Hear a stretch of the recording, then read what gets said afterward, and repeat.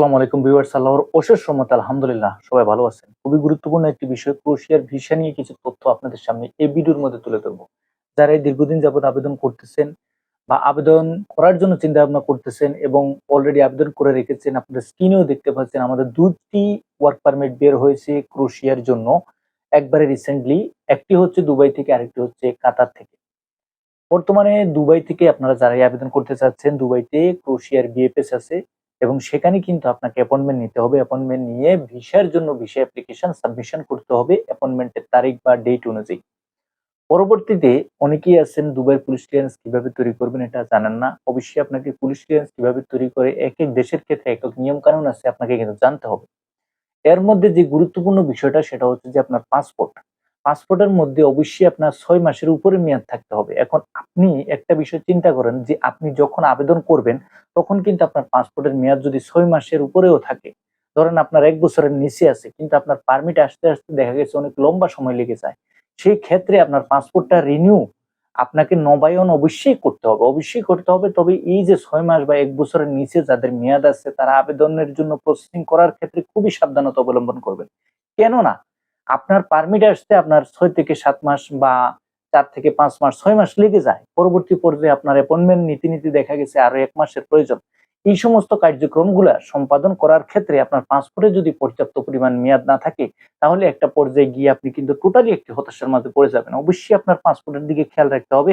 Police clearance, passport, ছবি, অনেকে ছবিটা নিয়ে একবারে পুরোপুরিভাবে একটি সমস্যার মাঝে পড়ে যান। পুরাতন ছবি দিয়ে বিভিন্নভাবে অনেক অলসতা করেও কিন্তু অনেকে কিন্তু আসলে নতুন ছবি তৈরি না করে যাদের কাছে পুরাতন ছবি থাকে ওই ছবিগুলো দিয়ে আপনারা চালিয়ে দেন। এই কাজগুলো থেকে বিরত থাকবেন। যারাই আবেদন করবেন, যারাই নতুনভাবে প্রসেসিং করার জন্য চেষ্টা করবেন, একটু কষ্ট হলেও আপনারা এই কাজগুলো সুন্দরভাবে করার চেষ্টা করবেন। যাই হোক, একটি গুরুত্বপূর্ণ বিষয় এই ভিডিওর মধ্যে আপনাদের সামনে বলতে চাচ্ছি যে অনেকে বলতেছেন যে ভাই আসলে বর্তমানে যেহেতু আপনার উইন্টার সিজন মানে শীতকাল চলতেছে ইউরোপের দেশে, ডিসেম্বর, জানুয়ারি, ফেব্রুয়ারি এবং মার্চ পরবর্তী পর্যায়ে আস্তে আস্তে সামারের দিকে যায়, মানে গ্রীষ্মকালের গরমের সিজন আসে।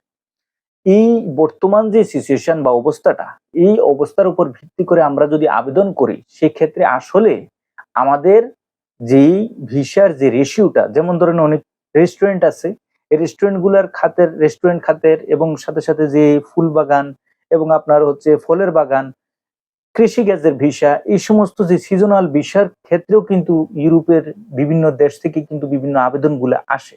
তো এই আবেদনের ক্ষেত্রে যারা আবেদন করবেন, পরবর্তী পর্যায়ে দেখা যায় যে আপনি আবেদন করার পরবর্তী পর্যায়ে আপনার কোম্পানিতে কাজ থাকে না। এই কাজ না থাকার কারণে আপনি যখন ভিসা অ্যাপ্লিকেশন সাবমিশন করতে যাচ্ছেন তখন কিন্তু আপনার ভিসাটা রিজেক্ট করে দিচ্ছে, কারণ আপনার কোম্পানিতে কর্মী নেওয়ার প্রয়োজন নেই।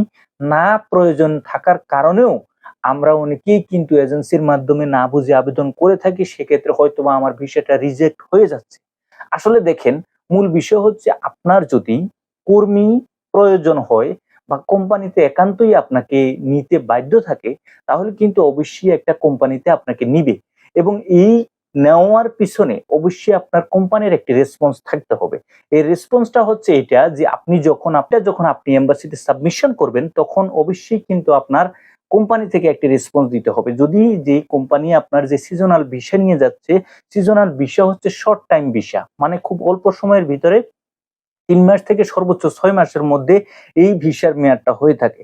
তখন একটা কোম্পানি যখন আপনাকে এগ্রিকালচার ভিসা বলেন, ফলের বাগানের ভিসা বলেন, ফুড প্যাকেজিং বলেন বা আপনার রেস্টুরেন্টের ভিত্তির উপর যে কাজগুলো হয়ে থাকে এগুলার ক্ষেত্রে বলেন, এই সমস্ত কাজের ক্ষেত্রে যদি কোনো কোম্পানি আপনাকে হায়ার করে নিতে চায়, সেক্ষেত্রে অবশ্যই আপনার যখন ভিসা অ্যাপ্লিকেশনটা সাবমিশন করবেন, আপনার কোম্পানি থেকে এম্বাসির তরফ থেকে যখন একটা মেইল করা হবে আসলে কি আদৌ এই কোম্পানিতে বা এই জায়গায় কি আসলে কর্মী প্রয়োজন কিনা, এম্বাসির তরফ থেকে এই মেইলটা করার পরবর্তী পর্যায়ে অবশ্যই কোম্পানি থেকে একটা রেসপন্স প্রয়োজন যে হ্যাঁ অবশ্যই আমার এই কর্মী, এই পাসপোর্ট নাম্বার, এই নাম, আমার এই কর্মীটা প্রয়োজন।